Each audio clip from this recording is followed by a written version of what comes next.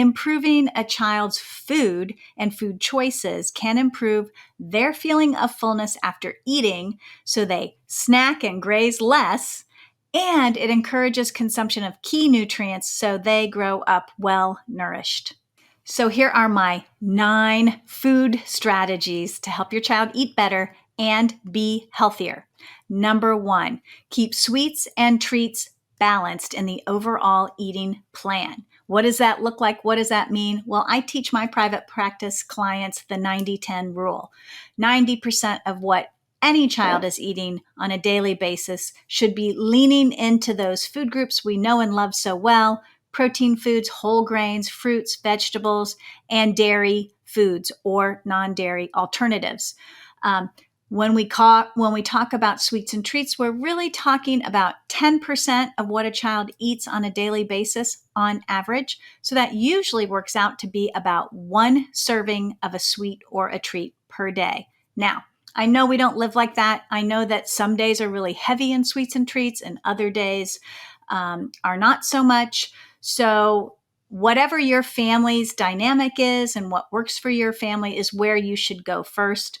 For myself, with my own children, I kept it pretty non-sweet oriented during the school week because we were focused on getting all that good brain food into the diet. And then on weekends, I was really relaxed about sweets and treats, soccer games, going out for ice cream, all that business.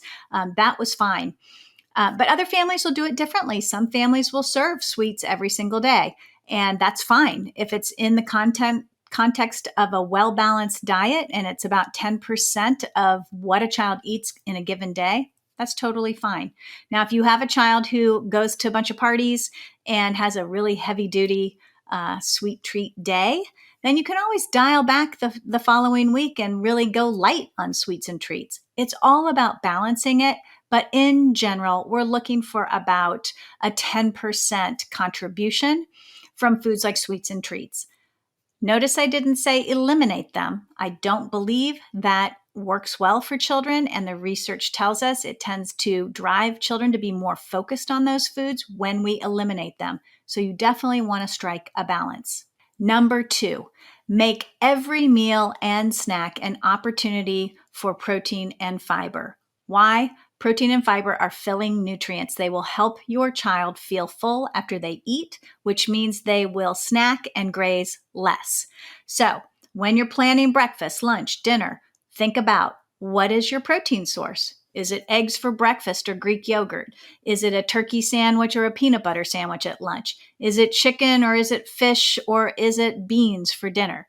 Make those decisions based on how the rest of your week is looking, but you do want to target a protein source during those meal times.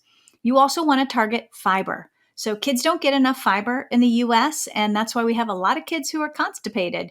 We want kids to get fiber, not only because it helps them feel full, but it helps them have a healthy gut, and it helps them be regular with their bowel movements. So where does fiber come from? Whole grains, fruits, and vegetables are your primary sources of of fiber. So fruits and vegetables, pretty self-explanatory. Yes, even when they're canned, even when they're frozen, they contain fiber, even when they're dried. And then for whole grains, it's your brown rice, it's your whole wheat pasta, it's your whole wheat bread, it's your whole wheat bagel, it's your whole wheat crackers and cereals. Those are going to contribute fiber. So focus on those at all 3 meals for sure, and even try to work in protein and fiber at snack time too. Watch out. This is the 3rd tip. Watch out for vitamin D and iron, 2 of the most common nutrient deficiencies in children. And yes, if you have a larger bodied child or a child who carries more body fat, those 2 are the most common nutrient deficiencies as well. Why? Vitamin D likes to hang out in fat tissue. It likes to get stuck there. And that means the vitamin D doesn't float around in the bloodstream and get to the bones. Iron also, because of the inflammation associated with carrying extra or too much body fat, that can change the metabolism of iron and can render it a deficiency if a child's not getting enough iron in their diet. So watch out for those 2. Number 4, Use an ideal balance of foods. So we talked about those food groups, and when you're plating or thinking about planning a menu, you really want to think about what that plate looks like. So you have the round plate and you're gonna cut it into 4 sections. So like a plus sign in the middle. You have a quarter of that plate protein, the other quarter of that plate whole grains, and half of it, or 2 of the quarters, are going to be fruits and vegetables. That is the ideal balance. Why? It provides your child enough protein, it provides your child enough fiber, and it gives your child all those vitamins and minerals they need, not only to grow well, but to stay healthy. Number 5, use water or milk most of the time. And again, if you're a family that's not drinking milk, use a dairy alternative. But milk and either dairy or dairy alternative should be the primary beverages that your child drinks. Water for hydration, milk for nutrition.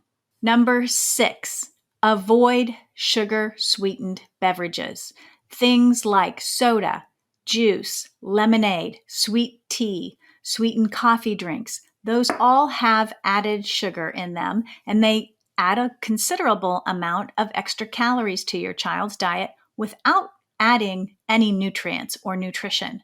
So, if you want your child to be healthier, if you want them to eat better, cut way back on the sugary beverages. Now, it's okay if they're special occasion only.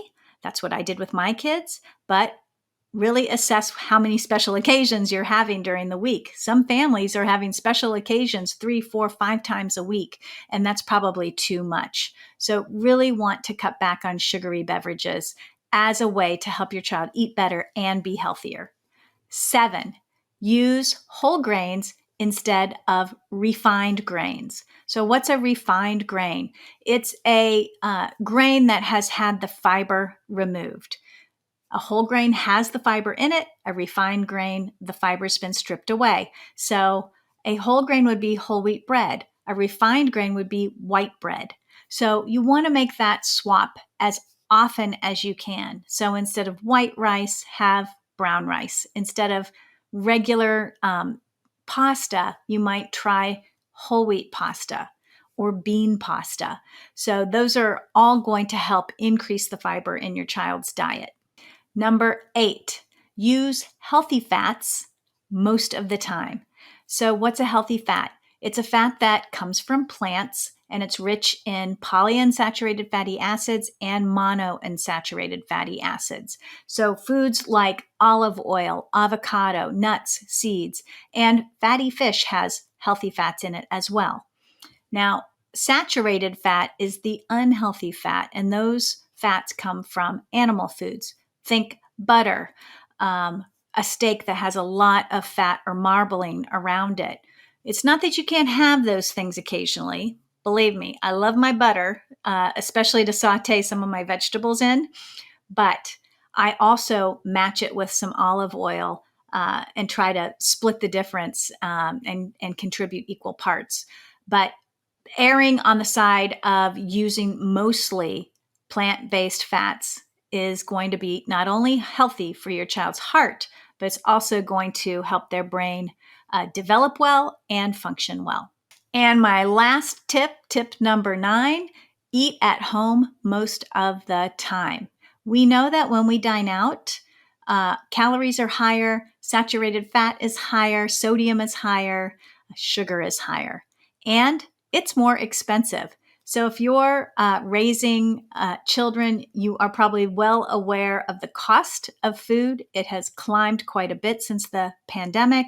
And so going out to eat is such a hit on the wallet, but it also isn't necessarily the best nutrient or nutrient-rich source for your child. Fine on a special occasion, but if you're doing fast food or food chains or even fine dining regularly, it may be adding too much in terms of calories, fat, and sugar and salt to your child's diet. That's it, folks, today. Those are my 9 food strategies to help your child eat better and be healthier. And if you want a great resource for helping your child develop good eating habits, check out check out my upcoming book, Kids Thrive at Every Size. This will be available in August, but you can pre-order and get your copy now. It is a whole child approach to health, physical health, and emotional well-being, health and happiness, using 8 pillars of wellness. So I teach you how to establish these proven lifestyle habits at an early age in areas like sleep, movement, screen usage, family culture, self-love, eating habits. So it's a great resource. I've spent the last year and a half working on this. If you'd like to get a copy or a pre-order copy, I'm offering some bonus materials. When you order before August 13th, I'll include that link below, and you can do that, or just wait for it to come out on August 13th. Anyways, that's it for today, folks. I hope this was helpful to you. If you like the information that you're hearing here, be sure to follow this channel, give this video a like, and tell me below, what was your favorite food strategy that I spoke about? Or if you don't want to answer that, tell me, what is the food strategy you want to work on next? Take care. See you next time.